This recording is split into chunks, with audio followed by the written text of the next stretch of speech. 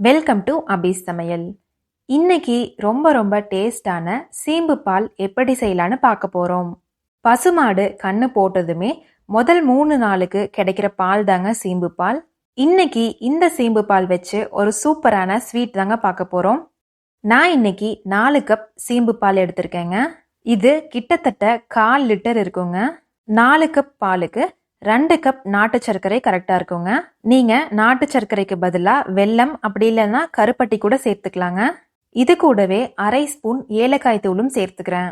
உங்களுக்கு தேவைப்பட்டா 7-8 மிளகும் கொஞ்சமா சுக்கும் கூட அரைச்சு இது கூட சேர்த்துக்கலாங்க. இப்போ இதுல நம்ம சேர்த்திருக்க சர்க்கரை எல்லாமே நல்லா கரையிற அளவுக்கு கலந்து விட்டுருங்க. சர்க்கரையில ஏதாவது தூசிகள் இருந்துச்சுன்னா நல்லா கலந்து விட்டுட்டு ஒரு டைம் இதை வடிச்சிருங்க. இப்ப பாருங்க, கட்டி இல்லாம நல்லா கலந்தாச்சு. அடுத்து ஒரு குக்கரை அடுப்புல வச்சுட்டு அதுல கொஞ்சமா தண்ணி சேர்த்துருங்க. குக்கர்ல இருக்க தண்ணி நல்லா சூடானதுமே நம்ம கலந்து வச்சிருக்க பாலை உள்ள வச்சிருங்க. இந்த பால் இருக்கிற பாத்திரத்தை ஒரு பிளேட் வச்சு மூடி வச்சிருங்க. அடுத்து குக்கரையும் மூடி வச்சுட்டு விசில் போட்டுருங்க. இது ஒரு 4 விசில் வரட்டுங்க. இப்ப பாருங்க, குக்கர் நல்லா ஆறிடுச்சு.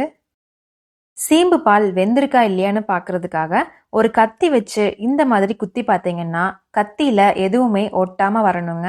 இப்ப பாருங்க, இது நல்லா வெந்திருக்கு. இதை வெளியே எடுத்து வச்சுட்டு ஒரு 5 நிமிஷத்துக்கு ஆற விட்டுருங்க. கத்தி வச்சு சுத்தியும் எடுத்து விட்டுட்டு உங்களுக்கு வேணுங்கிற ஷேப்ல கட் பண்ணிருங்க. அவ்வளோதாங்க, ரெடி ஆயிருச்சு ரொம்ப டேஸ்டான சீம்பு பால். இதை நீங்க ஃப்ரிட்ஜில் வச்சு 3-4 நாள் வரைக்கும் சாப்பிடலாங்க. இந்த சீம்பு பால்ல அதிகமான புரோட்டீன்ஸ் அண்ட் விட்டமின்ஸ் இருக்குங்க. உங்களுக்கு சீம்பு பால் கிடைச்சா மிஸ் பண்ணாம இந்த மாதிரி சமைச்சு சாப்பிட்டு பாருங்க. உங்களுக்கு சீம்பு பால் வேணும்னா உங்களுக்கு தெரிஞ்ச பால்காரர்கிட்டயோ இல்ல உங்களுக்கு தெரிஞ்சவங்க யாராவது மாடு வச்சிருந்தாங்கன்னா அவங்க கிட்டயோ சொல்லி வச்சிருங்க. உங்களுக்கு சீம்பு பால் கிடைச்சா இந்த ஸ்வீட்டை சமைச்சு சாப்பிட்டு பார்த்துட்டு எப்படி இருந்துச்சுன்னு மறக்காம கமெண்ட்ல சொல்லுங்க. இந்த வீடியோ உங்களுக்கு பிடிச்சிருந்தா லைக் பண்ணிட்டு உங்க ஃப்ரெண்ட்ஸுக்கும் ஷேர் பண்ணிருங்க. மறக்காம அபி சமையல் சேனலை சப்ஸ்கிரைப் பண்ணிருங்க.